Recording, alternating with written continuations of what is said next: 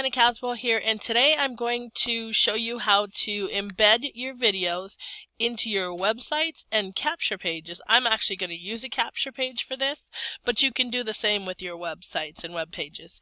And also how to customize what your prospects and customers see and how they can interact with that video that you do add to your page. So it's going to be a short one. Should be pretty quick, hopefully under 10 minutes.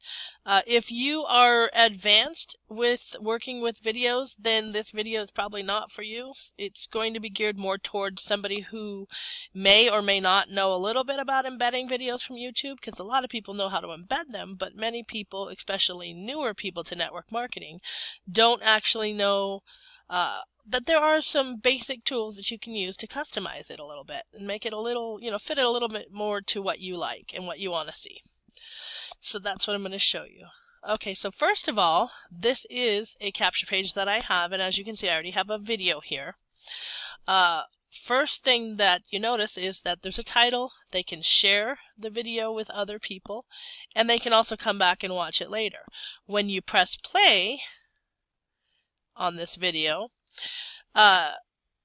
first of all, you notice it does not autoplay, and I have that set that way. I'm going to change that though, because I do like a video that autoplays on a capture page. Not so much on a website, because every time your customers or prospects come to your website, that video will replay every time.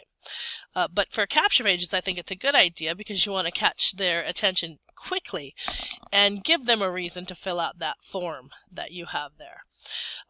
So you'll notice on the bottom here the controls are available to your prospect. Some people don't like to give the prospect controls. They don't. I imagine part of the reason would be because they can actually click this button to go over to YouTube and then get sidetracked by all the other videos there. I do like to give the controls to the customer if they need to pause it.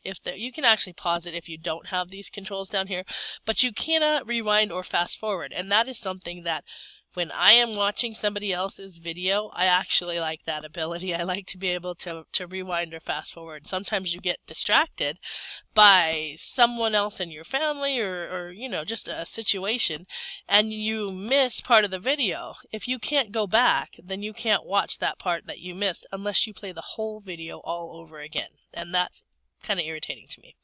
So I like to leave them there, but that's really up to you. It's just a preference thing.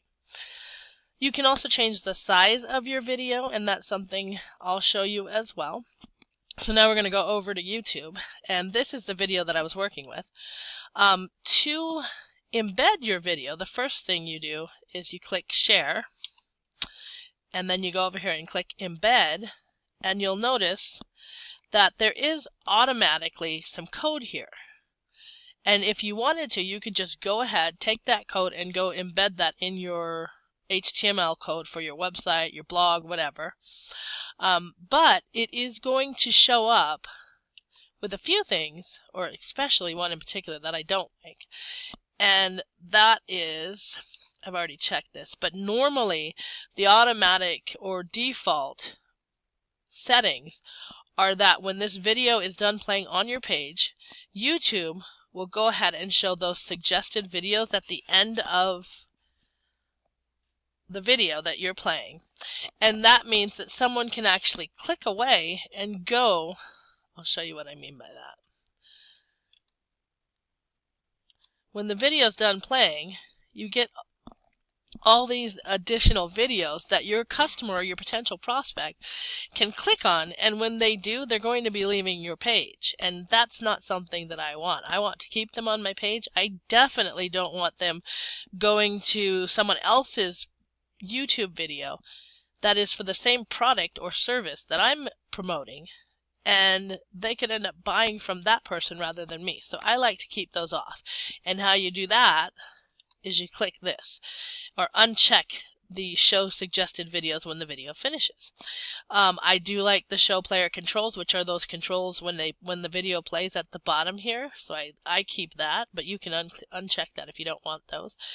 And the video title and player options or actions are these up here at the top, and I kind of like that because if they wanted to, they could share your video, you know, on their own Facebook, on different pages, on different social media sites and things like that.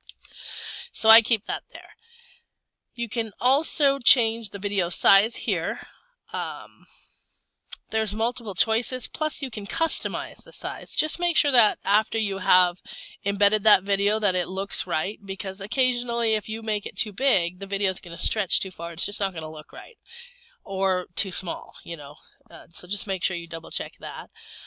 And then once you have it the way you want it, then you take the code, because it automatically, even though you don't even see it do it, it will automatically take out or add in some of these, the code for some of these options, depending on whether you choose them or not.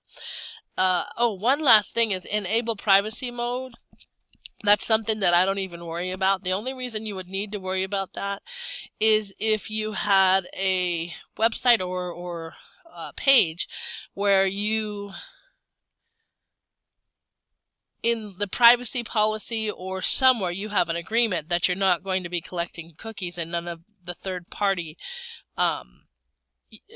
websites collect cookies from your customers or your prospects. And that's not something I worry about. People are, you know, constantly throwing cookies on your computer, and YouTube does it all the time. That most people probably already have YouTube cookies on their computer. So for your particular video, I don't think it matters that much, but it does depend on the business you're in and the types of agreements you have with your customers and your potential customers.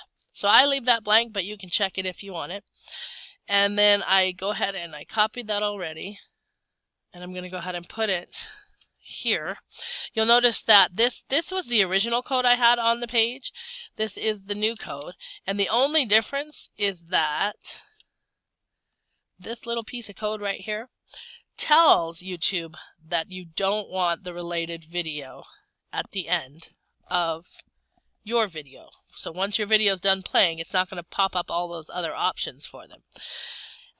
One other thing that I do like to add to my capture pages is the ability to have it autoplay. So that would go right after, still inside the quotation, it would go right after the question mark rel equals 0. And you just add and autoplay equals 1, and make sure that it's inside of that quotation there. And then normally I would take out the first one, but I'm going to go ahead and leave it in there so you can see both options. I'm going to save it.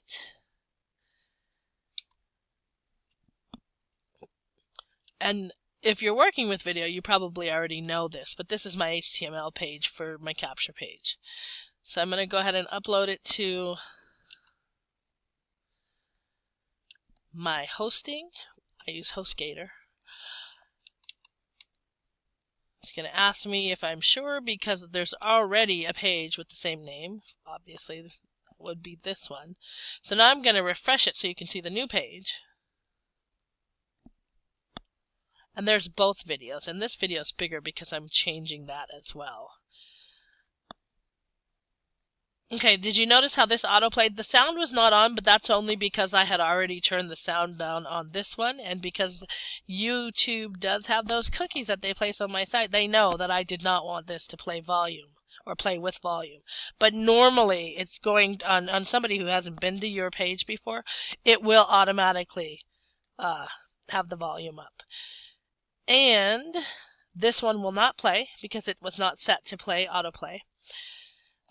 You'll also notice that I kept in the user controls and the title and other options here. The only thing you'll see different between these two videos, besides the size, is none of those annoying little related, or what YouTube considers related, videos pop up. So my person that I'm hoping will fill out this form, you know, they'll stick around and fill out this form after they watch the video, will not be distracted by those alternate videos and go away before they even fill out the form. So that is it. That's pretty simple. I'm going to go ahead and take that first one off. and then upload it again so you can see what it really looks like without the 2 videos there.